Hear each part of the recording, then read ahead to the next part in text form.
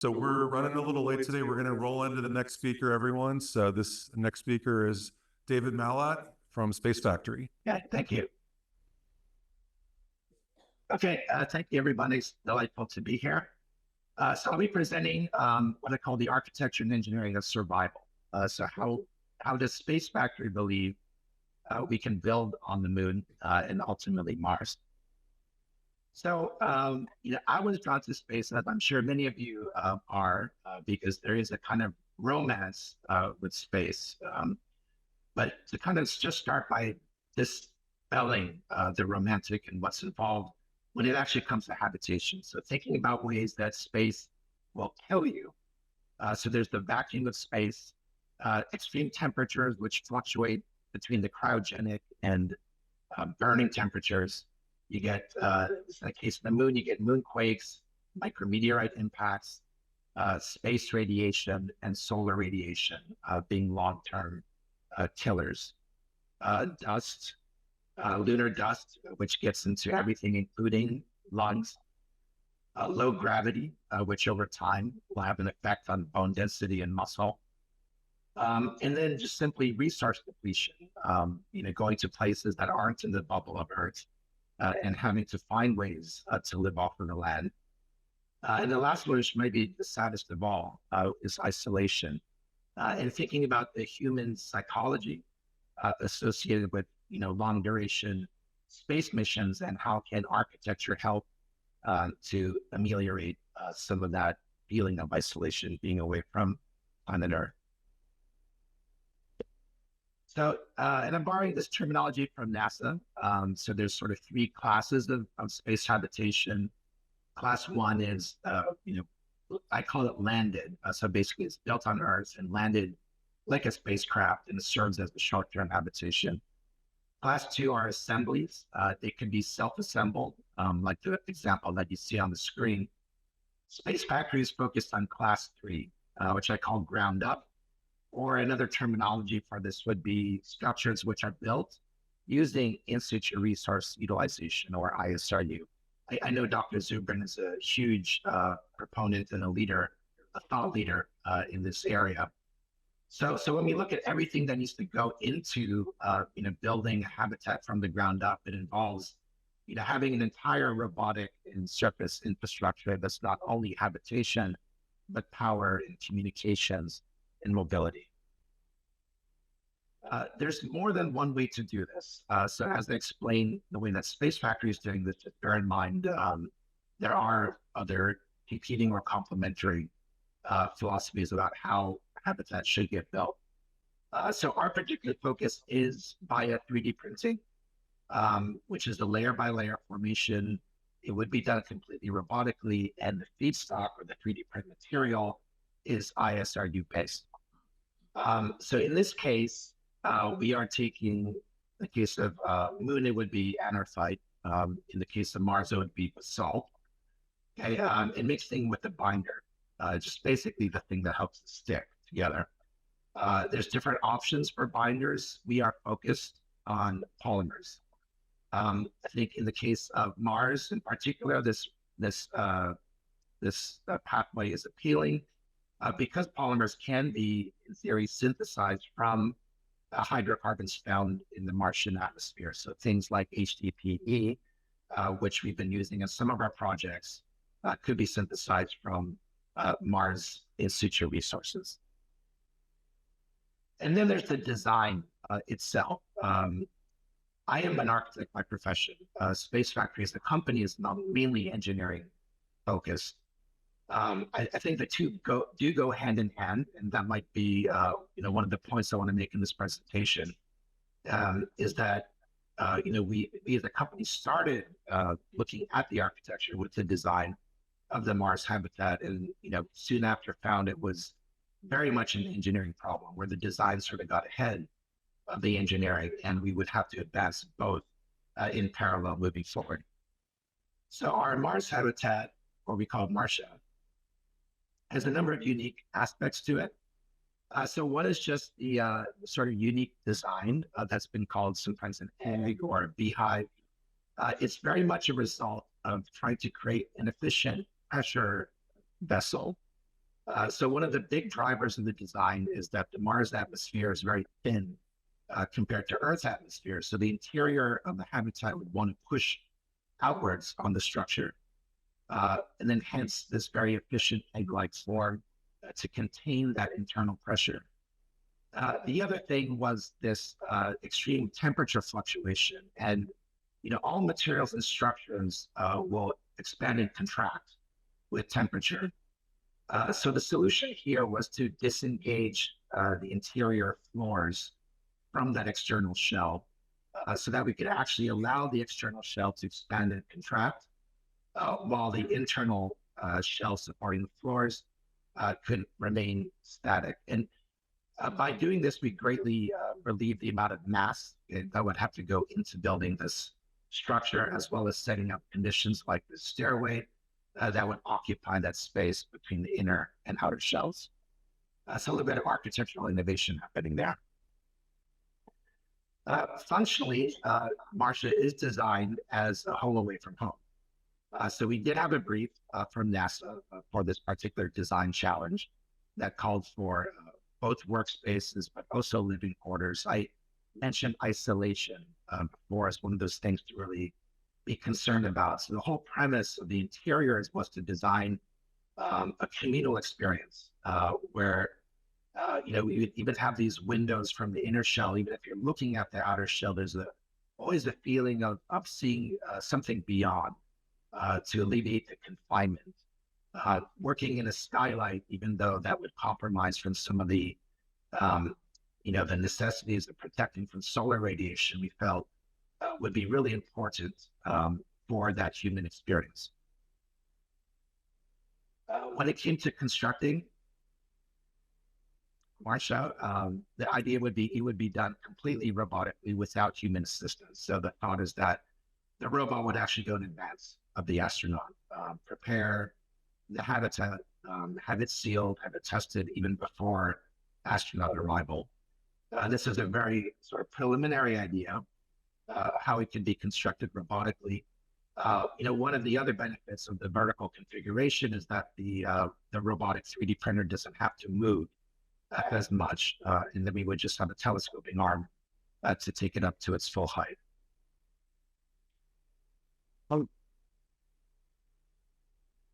We always thought also that Martias were designed to be more like clusters. So we always thought that it's not just one habitat, but a community or a neighborhood. So thinking about how these habitats would integrate with each other, but also with power, communications, and other surface systems. After the design phase came what was the much harder part, which was having to prototype at 1/3 scale the Marcia design.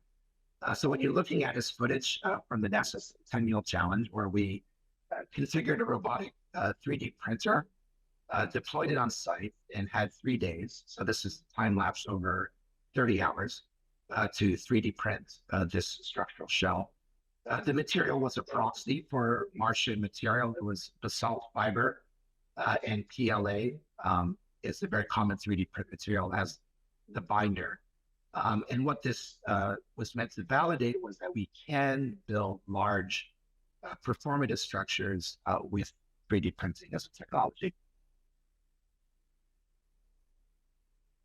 Now, of course, that was done in the comfort of what we call ambient environments. So it was indoors, in air, at room temperature. The next exercise, and this was done a lot less visibly than the Centennial Challenge, was a partnership that we had with NASA Kennedy Space Center, which was taking that same 3D printing technology, but into a lunar environment chamber. So specifically something in vacuum, ranging from cryogenic temperature, so -200 C up to 60 degrees C, and actually on a regular bed. So having to devise ways that we could actually print on top of loose, unconsolidated material, and not having the benefit of sort of the manufactured print bed. As with Marcia, we kind of developed an architecture so that we would be developing technologies in parallel to developing the architecture. We call this one LINA, basically lunar infrastructure, short for that. So the idea with LINA, it would be much more kind of pioneering than Martia was. So imagining Martia being a far future vision of a fancy habitat with indoor spaces, LINA is really designed to be a rudimentary shelter. It's actually unpressurized. Think of it more like a hangar than a building. And then under this hangar, then we'd have the opportunity to park pressurized modules or rovers or other surface assets. And the benefit of building a LINA is that it would provide protection from space radiation and solar radiation, from micrometeorite impact, from moonquakes, and actually help mitigate the thermal fluctuations by absorbing it into this large mass of regolith. In this particular image, you can see that the 3D printed shell is actually just a small component of the structure, which is then overburdened or covered with a little over 2 meters of regolith to provide that attenuation from cosmic radiation. Over the course of the project, we sort of took the data we were getting from 3D printing in that lunar environment chamber, using it to inform print rates, which would be reasonably achieved on the lunar surface at the temperature of the moon. And finding from that we could complete the structure like LINA within 14 days, which for us was the critical window. So that's the lunar day cycle where we would have access to more power. What you're looking at now is one of the prints inside the vacuum chamber at Kennedy Space Center. The material is a PLA with lunar Hyman simulant. This particular print, I believe, was not at cryogenic temperature, but you can see basically the kind of resolution or fidelity that we're able to get from this 3D printing process with a material which is mostly ISRU derived.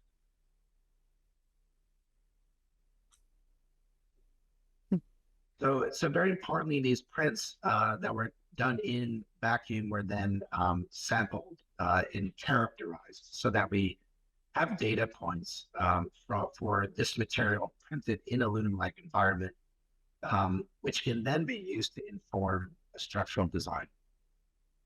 So whereas in the Mars Habitat project, we had made assumptions in terms of what our material strength would be, here we had actual data printed in a lunar-like environment, subjecting it to gravity load, moonquake loads, and meteoroid impact loads, and finding the governing criteria and developing a structural system that would meet all the safety criteria agreed upon with NASA. And at the end of the day, what this meant is that, with that material, which is a combination of lunar regolith, and at this point, we're assuming Earth imported polymer, we could shave off roughly 50% of the mass of the structure compared to if we had built that same structure out of aluminum and transported it to the moon. So while the structure itself, this regolith polymer composite structure itself is heavier, because most of it, and about 80% of it, is regolith, we're able to reduce the total mass of the structure by 50%. Okay, and I think this project was very important as well for us because it did set us up on a kind of feedback loop where we would always, as I mentioned before, develop things in parallel. So we might start with an architectural concept, simulated structural behavior, test the actual construction technologies at a subscale in a vacuum chamber, test the materials that were produced in vacuum, and then actually then quantify the amount of materials and think about, well, does this actually make sense economically? So, where we were about a year ago was, in this diagram. And what this diagram is trying to show is that the kind of holy grail, let's say, of extraterrestrial construction is in the upper right-hand corner. means something which has low launch mass. In other words, very little material imported from Earth, but also low power. And so in contrast, laser sintering is a technology that's being researched by several groups. That's very low mass, in that it's nearly 100% ISRU, Yes. but it requires a tremendous amount of power. Pre-manufactured, inflatable, origami type structures, inherently maybe more low power, but high mass in terms of the whole thing has to be brought from Earth. We're sitting about in the middle right now. And I think where we're all trying to go to, meaning the industry or the research community, is trying to get to is that upper right-hand corner. So what we've been working on for the past year is moving towards that upper right-hand corner by significantly reducing the amount of polymer mass that we use to construct, and also diversifying beyond habitation to include other forms of surface infrastructure that might be in the more near term. For example, roads. So we could see a near future in Artemis where you land your class 1 habitat, but to facilitate the future developments of the lunar economy, one of the first things we feel is necessary is roads to de-risk rovers transporting things from point to point, to open up surface exploration, to be able to go farther and travel faster with fewer resources. So roads being extremely valuable. So the way we're doing this maybe doesn't sound as futuristic as 3D printing. It's a little bit more basic in the way that we are, working with, grading of regolith, reinforcing it with meshes, compacting it, and sort of just hardening the surface. So much more similar to the way that roads are built than a fancy 3D printed structure. So the first thing that we do is take the regolith and sift out the fine particles so that we're left with these chunks that are about 0.5 millimeter to 2 millimeters. So it's still small, smaller than asphalt, but something that can still interact with the scale of a mesh. And so we sift out about 85% of the fines, and we're left with the material that can then engage with the geogrid. And here you're looking at some examples of that. Now, the benefit of using the geogrid is that we can pack it flat, but then origami style, it can fold up to form these three-dimensional buckets, which you see here. And just by doing these two very simple things, by size sorting the regolith so that we get larger particles that can interact with this mesh window, we're able to increase the bearing capacity of loose regolith by 16,500%, okay, with only 1% or 1.2% Earth imported mass. So very, very effective in terms of leveraging ISRU to get you almost all of the way there to be able to construct roads, but also three-dimensional load-bearing structures. Okay, and what we found is that we can begin to combine these two techniques. So you can use this geogrid and regolith soil stabilization method to build up load-bearing walls, but you can't quite form a roof with this method. So we turn back to the 3D printing with regolith composite as a means to build just the shell that you need to cap the vault. Okay, so we're about 50% of the way built up with just the wall, and then the remaining 50% would be 3D printed, and then the whole thing covered with regolith. Okay. And so the critical aspect here is being able to design that wall to have enough bearing capacity to accept the vault, which goes on top. So we performed the structural analysis, came up with the number 135 kPa as a target, and then basically tested different grid configurations and packing densities to make sure that we achieve that target bearing capacity, and found that we could with quite an amount of safety margin. By doing all this, we were able to reduce the amount of imported mass to about 25% of an equivalent Earth manufactured structure. So now we're getting in the realm of really significant cost savings that would justify the technological investment in ISRU construction because of the mass savings that we can offer compared to those class 1 or even class 2 landed and assembled Earth manufactured structures. Okay, and then on top of that, we've developed methods to surface that material which I just described. So this would be the side-sorted and compacted regolith, but mixed with a much smaller percentage of binders. So we're going back to that polymer route and heat curing it. At this point, we're doing it with infrared. We're going to be moving into solar heating as a means of fusing it. Internally, we call the material lunar asphalt because it is a lot kind of process-wise very similar in that we are dry coating like powdered polymer onto the regolith. So it's not heated, it's not the way 3D printing is, in which it's sort of heated and extruded, but it's laid dry and baked essentially to create this very hard surface. So in a phase 1 of an STTR, we paved out a road in a vacuum chamber and tested it in vacuum by driving a wheel back and forth on it 100 times to simulate a rover traversing over this road. So you can see some images here of the paving apparatus. You can see in the middle image that lunar asphalt feedstock, which has been fed through this auger system, spread out and leveled, and then heat cured, as you can see on the lower right. Okay, I think we're able to achieve a decent processing rate as well. So doing about 1 meter in every 10 minutes. Here you can see the wheel mechanism used for testing. This is, this is filmed outside the vacuum chamber, but just to give you an idea of the test apparatus.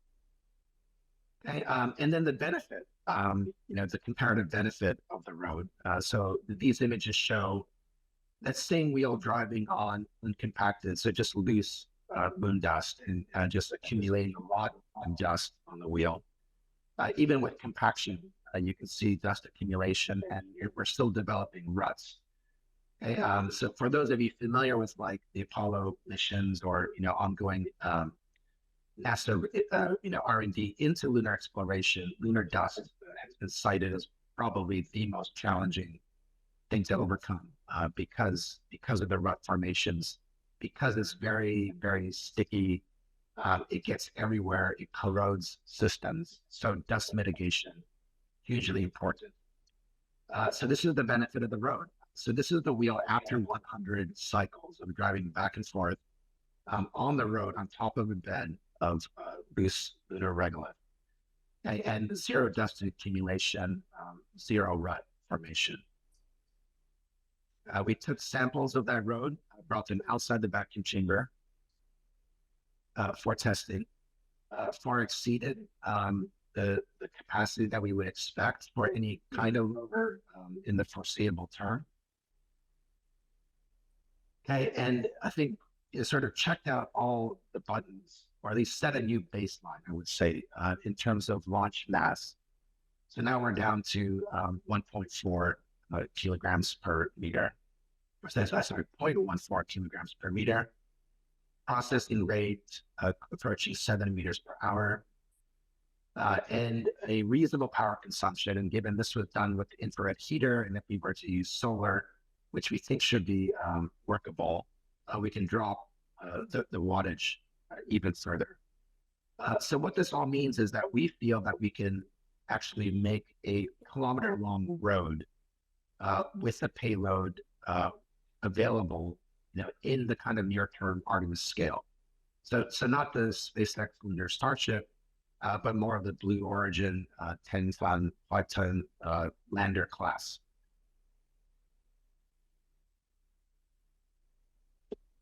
Okay, and then finally looking at the economic benefit, the analysis of doing this. We think in particular roads have a lot of benefit. So if you think about the cost of lunar rovers, just the manufacturing cost, but also all the R&D costs, and the fact that most of the rovers are designed only to last 14 days, which is that lunar day cycle, before they probably, in the case of the moon, would go to permanent sleep. In the case of Mars, of course, they've been lasting a very, very long time, amazingly. But the moon, in many ways, is harsher that way. So lunar night survivability on the lunar South Pole is an extreme challenge. So a shelter in that case, if we're using it for thermal regulation, can begin to extend the lifespan of that $150 million rover to maybe, let's say, 100 days. Okay, so you get more out of that same asset. And then once you provide roads, you don't have the things that traditionally undermine the rovers. And suddenly we can be thinking about rovers which perform on multi-year missions. So we kind of, in a way, you amortize the cost of the infrastructure through the savings that you get in your robotic and other surface assets. So that's what we see, begin to see as an emerging business plan that justifies the expense in the research and development of the infrastructure. Okay, and then finally, and I know at the beginning I sort of said let's not be overly romantic about space and sort of be realistic about the challenges and difficulties, but at the end I think there is a very strong pull that affects all of us and probably why we're in this conference in the first place, and that is the allure and the pull of space. So just to tease what we just started working on. So this is a payload that's intended for Mars. One of the things we realized we were getting pretty good at as we were developing, 3D printing tech and that last geogrid soil stabilization technology I showed is that fundamentally we've gotten pretty good at just moving regolith around. So excavating regolith, size sorting it, transporting it, conveying it, packaging it.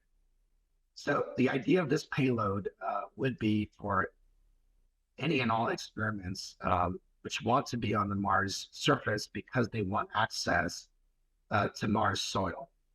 So it doesn't have to be construction.